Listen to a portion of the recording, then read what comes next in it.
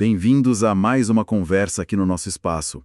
Hoje o papo é sobre uma figura icônica do cinema, Daniel Plainview, de Sangue Negro. Personagem complexo, né? Implacável. Com certeza. Uma força da natureza. E a gente vai analisar ele usando uma lente bem específica. O livro As 48 Leis do Poder, do Robert Greene. A ideia aqui partiu de uma análise que cruza justamente o filme e o livro. Então nossa missão é tentar entender como a ambição, as táticas e até a queda do Plainview refletem, ou às vezes distorcem, né, esses princípios de poder que o Greene descreve. É uma ótima abordagem. É fascinante, né? Como a ficção, essa jornada do Plainview, parece um espelho para táticas de poder bem reais, assim, descritas ali no livro. Quase um estudo de caso visceral. Enfim, vamos lá. É isso mesmo. O cinema funciona quase como um laboratório para a gente ver esses arquétipos de poder em ação, né? E Sangue Negro é... Uau! Plainview é um exemplo perfeito dessa ambição que devora tudo, sabe? Da manipulação como ferramenta principal e das consequências, claro. As consequências bem autodestrutivas disso tudo. Totalmente. Ele não queria só o poder, ele era a própria força do poder, né?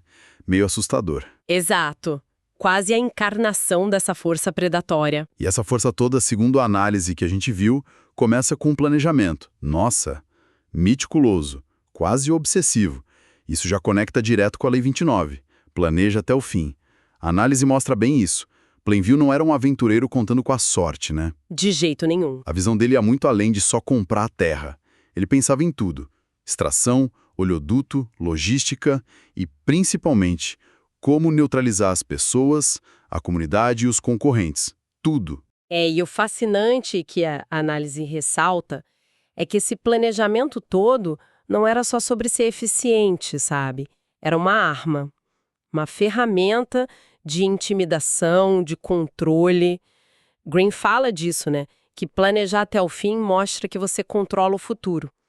E isso, claro, desestabiliza os outros, atrai seguidores. Faz sentido. Plainview não só previa problemas, ele meio que arquitetava o cenário para que o plano dele fosse a única saída para os outros.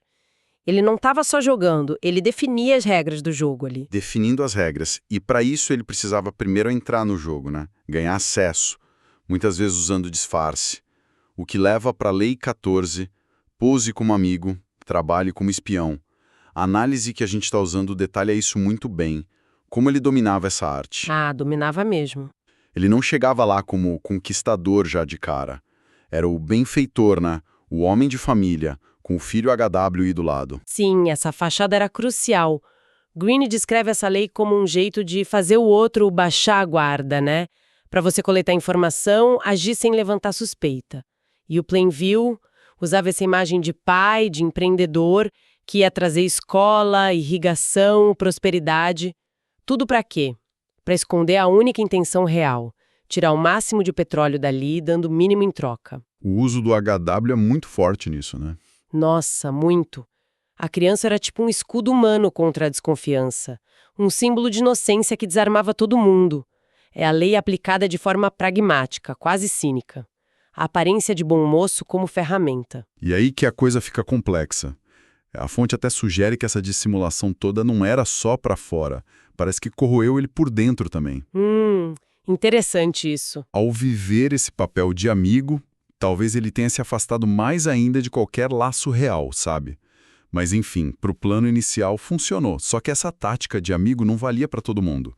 Quando alguém virava obstáculo, aí a estratégia mudava, né? E como mudava? Tô pensando na relação com o L. Sunday, o pastor. Exatamente. A dinâmica com o L é um exemplo claríssimo da Lei 15. Esmague totalmente o inimigo. Greene é bem direto nisso. Meia vitória não adianta. Deixa o inimigo vivo para se vingar depois. Tem que aniquilar a capacidade de luta e o espírito do rival.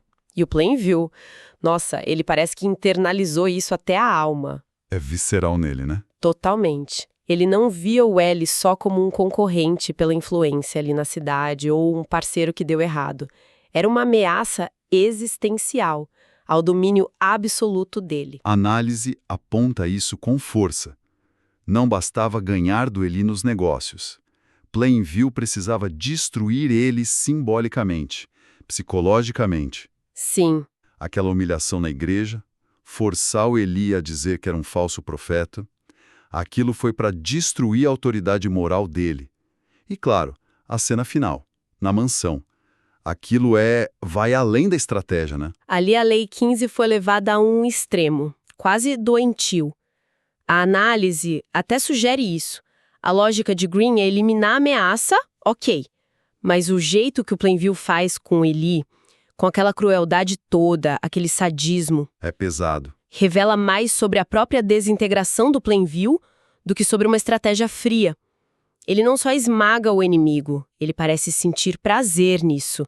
E aí vem a questão do custo, né? Qual o preço disso? A curto prazo, eliminou Eli. Mas a longo prazo, solidificou a imagem dele como um monstro. Aprofundou o isolamento. A vitória foi completa, mas oca. Foi um passo enorme para a própria ruína emocional dele. Essa brutalidade toda, essa presença que ele tinha, também conecta com outra ideia do Green, né? A de chamar a atenção. Lei 6. Chame a atenção a todo custo. E a atenção ao Plainview chamava. Ele não passava batido. Definitivamente não. O estilo agressivo, às vezes teatral, intransigente, ele criava um campo de força em volta dele. E Green diz isso mesmo, né? Que no jogo do poder, ser ignorado é perigoso. Tem que atrair o holofote, criar uma persona marcante, mesmo que seja polêmica. E ele fazia isso muito bem. Magistralmente. Ele não vendia só petróleo. Vendia a imagem do self-made man implacável, o cara que domava a natureza, os homens fracos. A reputação dele, duro, cruel, mas bem-sucedido, chegava antes. Essa aura, meio que cultivada, intimidava uns e, paradoxalmente, atraía outros que queriam ficar perto do poder, não importa como. Ele entendia que ser notório já era uma forma de poder. Intuitivamente, talvez, mas entendia. Construiu essa imagem forte, quase uma lenda. Mas essa mesma necessidade de controle, essa desconfiança de todo mundo, levou ele a cometer um erro que o Green considera, assim, fatal. A análise que a gente está usando aponta direto para a violação da Lei 18. Não construa fortalezas para se proteger. O isolamento é perigoso. Visa, não se isole. A fortaleza protege fisicamente, ok, mas corta o fluxo de informação, impede a aliança, gera paranoia, deixa a pessoa vulnerável. Para os outros e para si mesma. E é exatamente o que a gente vê no filme. Ele trai os sócios, afasta o meio-irmão Henry por pura desconfiança. Sim. E o pior de tudo, acho, é romper com o Wade, o filho que ele usou tanto para subir. No fim, ele tá literalmente sozinho naquela mansão gigante, vazia. A fortaleza virou prisão. Essa da Lei 14, ou aniquilação da 15, levou ele direto a quebrar a Lei 18. A misantropia dele, a paranoia, alimentada pelo poder, pela traição, cegaram ele para a necessidade de conexão, humana e estratégica. O império que ele ergueu na força e no medo não tinha como sustentar ele na solidão. Foi a maior falha estratégica dele, então. A análise sugere que sim, ele conquistou o mundo, mas perdeu qualquer base de apoio real. Ficou só ele e a própria escuridão. O poder todo que ele acumulou não servia para nada naquele vazio que ele mesmo criou. Então, juntando as peças, o que essa jornada do Plainview vista pelas leis nos diz? Parece mostrar essa dualidade do poder, né? Ele é quase um exemplo perfeito da eficácia de certas táticas. Planejamento, manipulação, neutralizar rivais, criar uma imagem. Sim, funciona para isso. Mas, ao mesmo tempo, ele é a imagem do desastre que acontece quando isso é usado sem limite, sem flexibilidade e, principalmente, sem humanidade nenhuma. Precisamente. A fonte argumenta que o Green, apesar de descrever um caminho muitas vezes amoral para o poder, também fala da importância do cálculo, da adaptação, de saber recuar.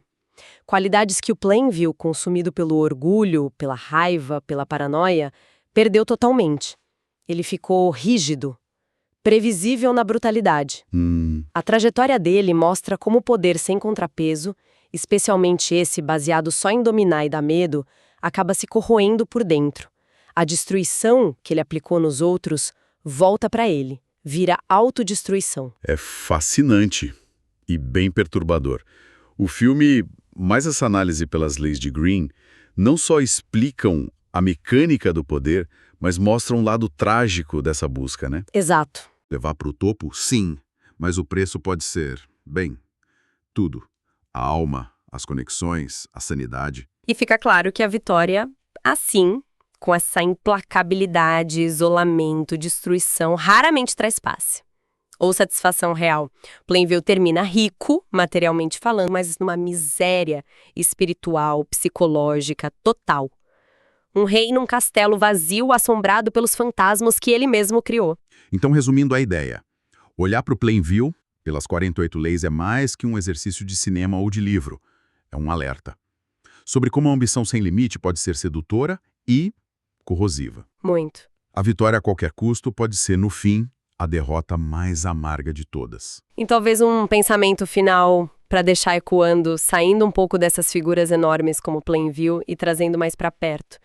Como será que essas dinâmicas de poder, essas leis não ditas, aparecem no nosso dia a dia? Boa pergunta. Em escalas menores, claro, mas talvez com os mesmos mecanismos, no trabalho, numa negociação, até nas relações. Onde que fica a linha entre usar a inteligência estratégica para navegar o mundo e ser, aos poucos, consumido por essa busca por controle, por vantagem? Uma linha tênue. Exatamente. É uma pergunta que fica, né? Sobre a ética e as consequências das nossas próprias escolhas de poder. Uma questão profunda, sem dúvida, e que convida a gente a pensar nas nossas interações, nas nossas ambições. Exploramos hoje a ascensão e a queda de Daniel Plainville, usando as controversas, mas instigantes 48 leis do poder como guia. Esperamos que essa análise tenha trazido aí novas perspectivas sobre estratégia, ambição e, claro, o preço do poder.